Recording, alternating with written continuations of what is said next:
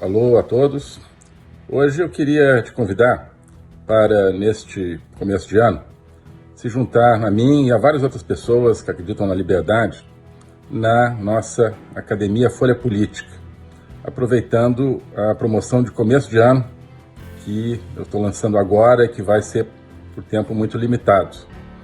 Com apenas R$ 336 por ano, pagando uma anuidade, portanto, de R$ 336, você tem acesso a todo o conteúdo da Academia Folha Política. Há várias aulas, vídeos, análises e especialmente ao curso de Logopolítica, que é o curso que eu dou todas as quartas-feiras na Academia. O curso é um curso que visa a entender a nossa vida, os desafios da nossa vida através da política, mas com os olhos voltados para cima, com os olhos voltados para o ideal.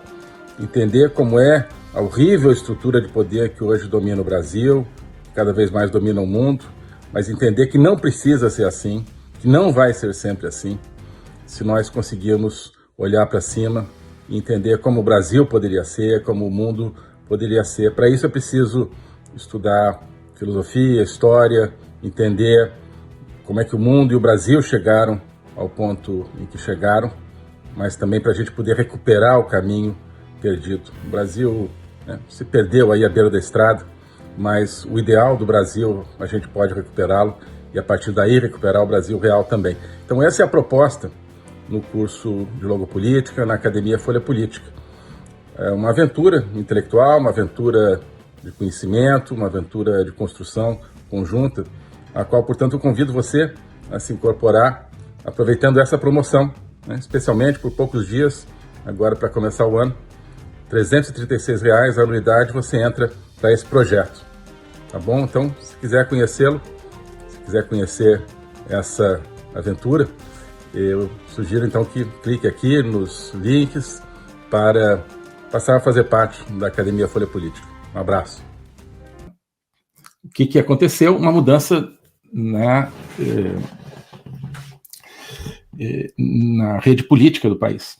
Uma mudança na rede política onde forças que naquele momento eram opostas, que estavam representadas no STF, se uniram contra um projeto de mudança de todo esse sistema. Quer dizer, o sistema ele tinha um polo, digamos, ligado ao PSDB, um polo ligado ao PT, e eles se digladiavam um contra o outro. Aí veio o impeachment, isso tudo se embaralhou, e nessa esteira surgiu um projeto que não era nem PSDB, nem PT, um projeto na esteira da eleição do presidente Bolsonaro, em 2018, que era contra tudo isso, que era contra o Teatro das Tesouras, que era contra o sistema como um todo.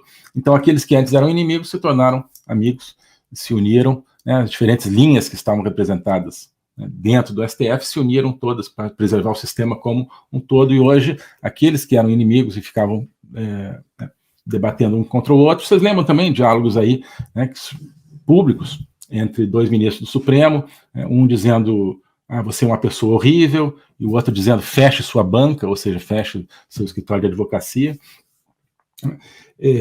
Hoje estão de beijos e abraços, estão todos juntos.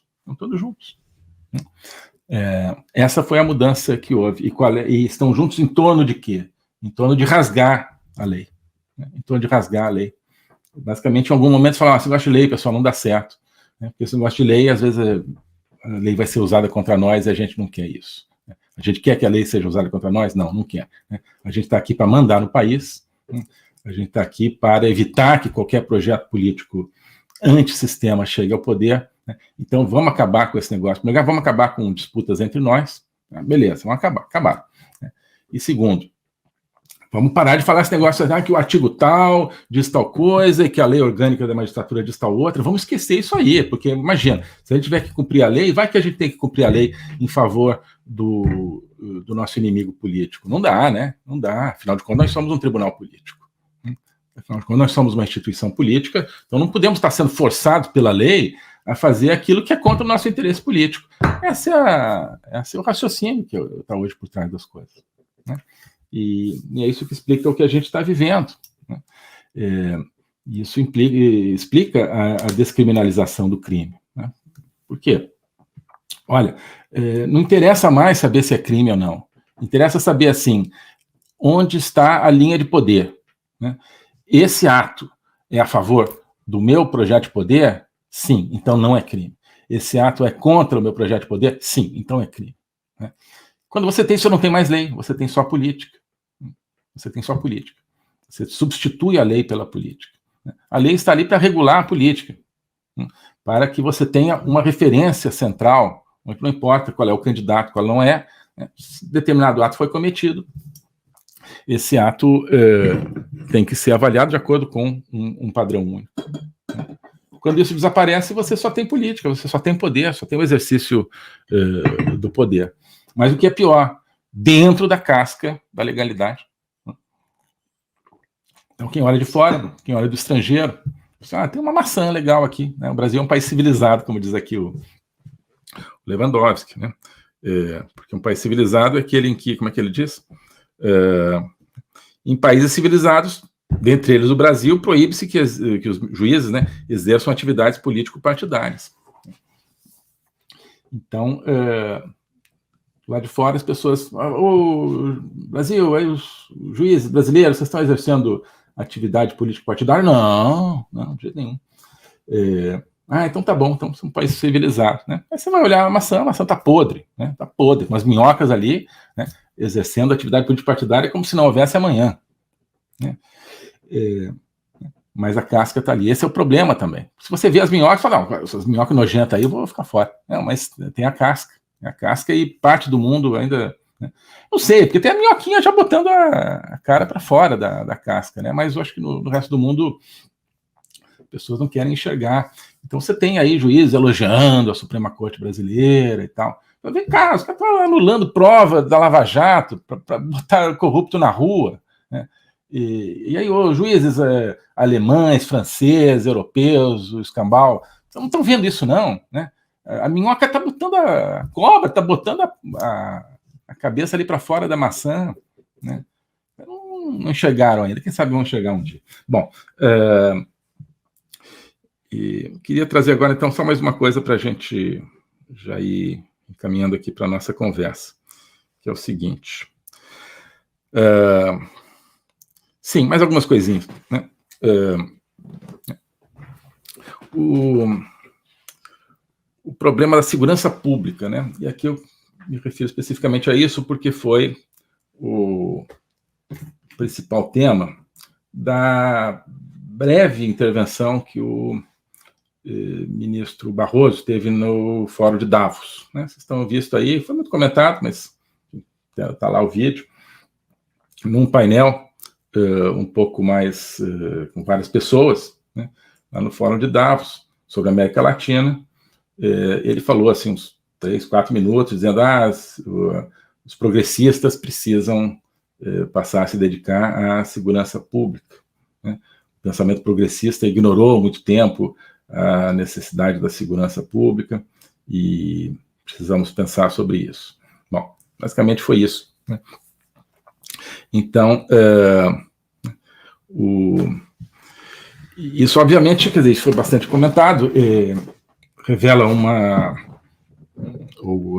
sugere, né, uma atividade político-partidária, né, uma preferência, pelo menos, político-partidária, porque se ele está preocupado com o pensamento e o movimento político progressista, ou seja, de esquerda, né, e não está com os outros, ou seja, se ele está preocupado com o que esse movimento político tem que fazer ou deixar de fazer, é porque ele se identifica com esse movimento, né?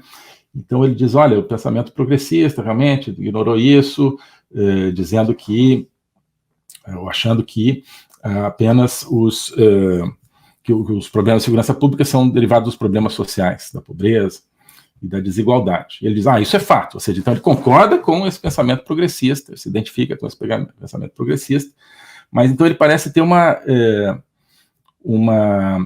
e ele diz assim, não, mas pobre também precisa de segurança, né? Então, a preocupação dele parece ser tática, né? Ele se identifica com os progressistas e fala assim, olha, realmente, segurança pública é uma questão de pobreza, a gente não tem que tratar de segurança pública, não, né? temos que ver isso apenas como uma questão social. Mas olha só, a gente perde muito voto com isso, né? Porque pobre também precisa de segurança. Tem muito pobre, né? Pobre vota, tem muito voto de pobre, né? E uma das principais preocupações, não está dizendo isso, eu estou interpretando, né? E uma das principais preocupações do pobre é a segurança, porque o pobre está ali todo dia sendo assaltado, sendo, né, correndo risco de ser assassinado, etc. Então, pessoal progressista, bora falar um pouquinho de segurança pública, para a gente recuperar um pouco desses votos dos pobres que são vítimas da insegurança, que são vítimas do crime, né? A preocupação dele não é acabar com a insegurança, a preocupação dele é ganhar os votos dos pobres, né? Eu acho que isso aqui decorre da fala dele, né? E lá pela cidade fala, nós precisamos, ficou mais ou menos entendido que esse nós somos nós progressistas, né? Ou seja, nós, pessoas de esquerda, precisamos tratar mais de segurança pública. Mas não é, de novo, me parece um convencimento de que realmente segurança pública seja um problema que exija um enfrentamento que vai além de uma questão social, né? Não, acho que é uma questão de ganhar voto, né? De, olha, vamos tentar mostrar para os pobres que a esquerda também se preocupa com a segurança, porque a gente tem perdido muito voto por causa disso. O globalismo existe, é uma coisa concreta. Ele é composto pelo Great Reset, do Fórum Econômico Mundial, pelo projeto hegemônico da China, pelo programa de manipulação e conquista da América do Sul pelo Foro de São Paulo e outros elementos. E esses elementos, eles atuam uns em benefício dos outros, sempre, principalmente através do controle da linguagem, porque o controle da linguagem é o controle do nosso pensamento. Então nós estamos tendo o nosso pensamento reprogramado, e essa reprogramação vai contra a nossa liberdade, vai contra a essência do ser humano. Isso é o globalismo. Com base nesse estudo, nessa experiência, é que eu criei o curso de logopolítica. Toda semana eu dou aulas sobre geopolítica, literatura, filosofia, cultura de um modo geral, tudo isso em conjunto formando um espaço de conhecimento que eu denomino a logopolítica, para nós não apenas entendermos a ameaça do globalismo, mas podermos nos contrapor a ela. Se você quiser entrar nesse projeto de conhecer o globalismo e enfrentar o globalismo, clique aqui.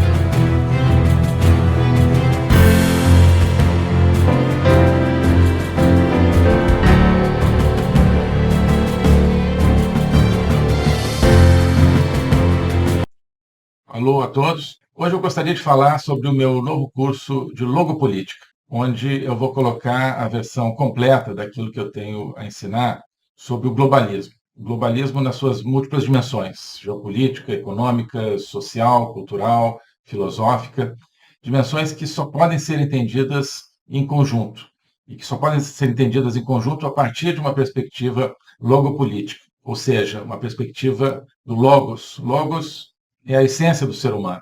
É a racionalidade, mas é também a linguagem e a capacidade de se comunicar e de sentir a transcendência. E essa essência do ser humano está ameaçada e, por isso, a gente precisa entendê-la numa perspectiva logopolítica, portanto, política, ou seja, que tem a ver com a discussão do destino, com a luta pelo destino. Portanto, logopolítica diz respeito à luta e ao combate pelo futuro da humanidade, pela essência do ser humano, que está ameaçada justamente pelo globalismo. Ensinar isso, para mim, é uma missão que eu quero compartilhar com vocês. É uma aventura intelectual para a qual eu quero convidar vocês, uma aventura que é fundamental para que possamos participar da luta justamente por um mundo verdadeiro, por um mundo autêntico, por um mundo que preserve a essência do ser humano, um destino de uma humanidade livre, de uma humanidade aberta justamente ao logos e a toda a sua complexidade. Nesse curso você vai entender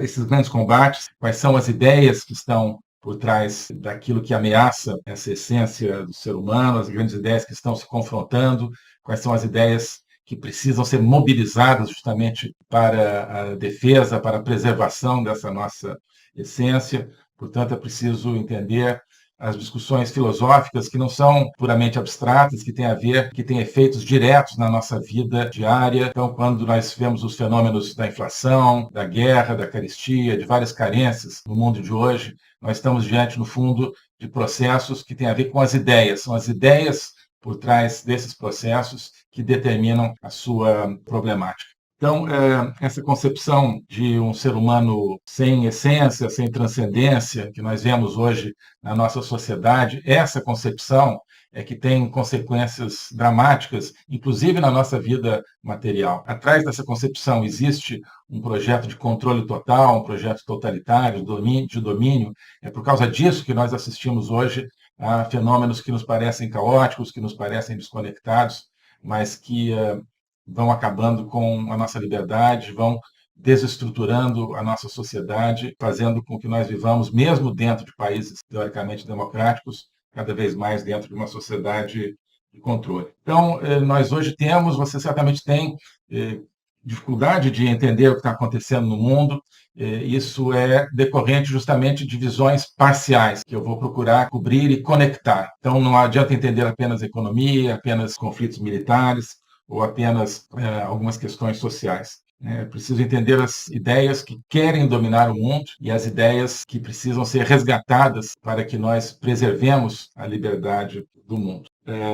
Então é isso que eu quero oferecer a você nesse curso de Logopolítica. Nós vamos estudar o conceito, a evolução, a manifestação do globalismo, na história recente, sobretudo, mas ao longo de toda a história humana, as ideias atuais que conformam o globalismo, elas são muito antigas, assim como as ideias de defesa e preservação da essência do ser humano também são antigas. Então nós vamos lá atrás, nos gregos, nos pré-socráticos, Platão, Aristóteles, e vários outros autores ao longo da história, procurar entender tanto as ideias da defesa do logos, da defesa da essência do ser humano, quanto as ideias que hoje ameaçam tão fortemente e tão incisivamente a nossa liberdade.